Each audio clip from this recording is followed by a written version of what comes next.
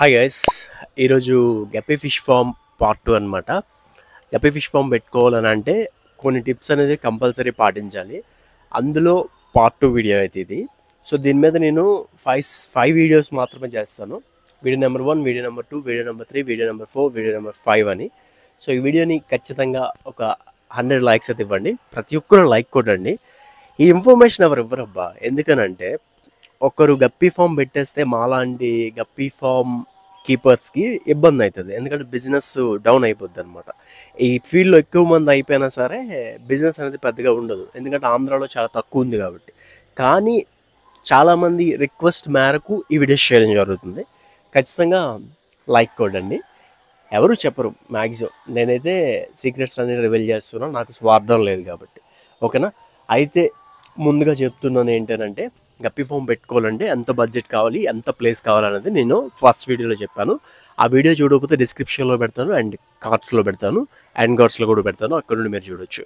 అయితే guppy form పెట్టాలంటే are beta form పెట్టాలంటే ఏ వెరైటీస్ తీసుకోవాలి అనేది చెప్తాను ఈ వీడియోలో. అయితే చాలామంది చేసే మిస్టేక్ ఏంటంటే, ఏదో పెద్ద పెద్ద ఫ్యాన్సీ వెరైటీస్ తీసేసి, సో ఐ మీన్ బీటాస్లో బ్లాక్ సామ్రాయి, హెల్బాయ్ అండ్ ఇటువంటివి అయితే తీసుకుంటుంటారు అనమాట. అండ్ గప్పీస్లోకి వచ్చి ribbon varieties, Indonesia, Sri Lankan white, ఇలాంటి ఎక్స్పెన్సివ్ అండ్ ఇంటర్నేషనల్ బ్రీడ్స్ని తీసుకొచ్చి మరి ఎలా అయినా ఎక్కువ కాస్ట్ పెట్టి తెచ్చి మనం బ్రీడ్ చేసేద్దాం అనుకుంటారు. ఫస్ట్ మీరు చేసే మిస్టేక్ అది. ఎక్కువ ఖర్చు పెట్టి దాని మీద ఎక్కువ ఇన్వెస్ట్ చేసి మీరు అందులో సక్సెస్ అవ్వక వేస్ట్ అయిపోతాయి అనమాట డబ్బులు అయితే.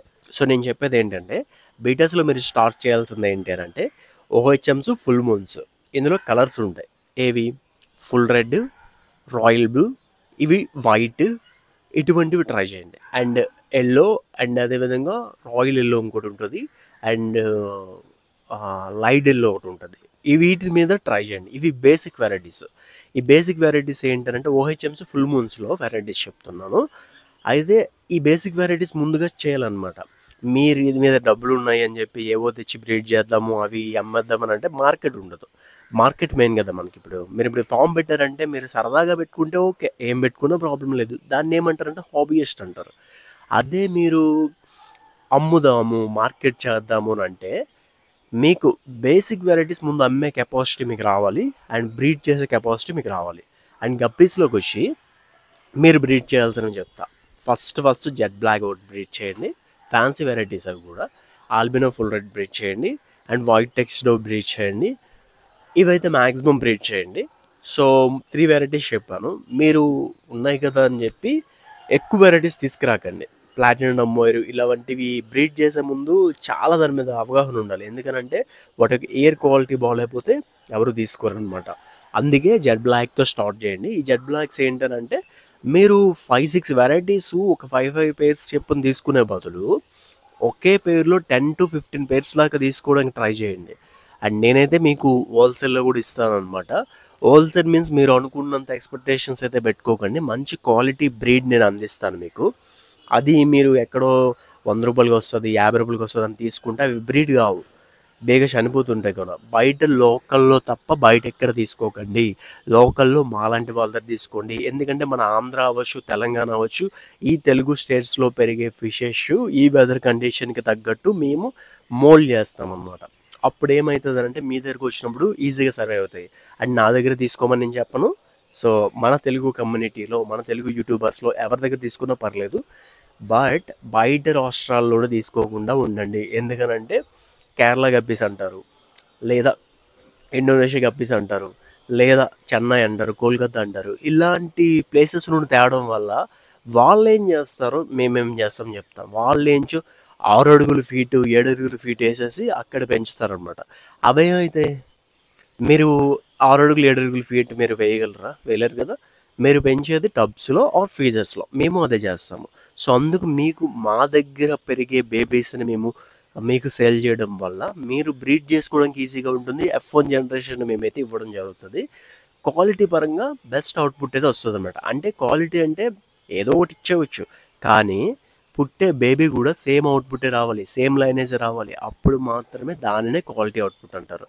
సో ఇంత డీప్గా ఎవరు చెప్పరబ్బా. సో నా దగ్గర అయితే మ్యాక్సిమం పర్చేస్ చేయండి.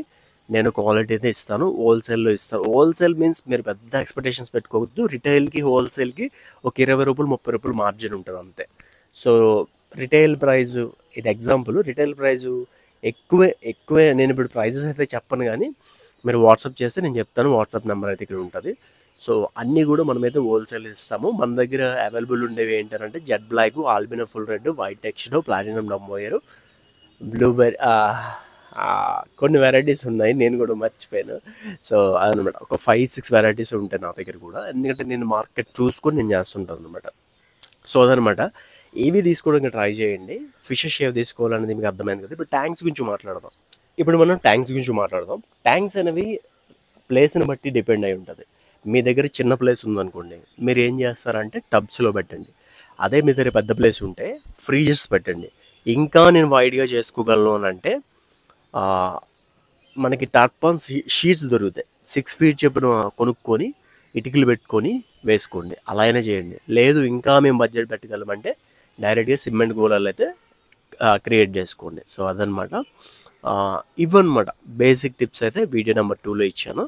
మాక్సిమం బై చేయాలి, ఫార్మ్ పెట్టుకోవాలంటే నా దగ్గర తీసుకుంటే నా నుండి మీకు హెల్ప్ ఉంటది. హెల్ప్ మీన్స్ ఏంటి? ఒకసారి ఫిష్ తీసుకున్నాక ఓన్లీ సేలింగ్ పరంగా మాట్లాడే అయితే నేను కాదు. చాలామంది ఏంటనంటే జస్ట్ అమ్మామా, తీసుకున్నామా, వదిలేసామా అంతే అంతవరకు ఉంటుంది. బట్ మనకు అలా కాదు.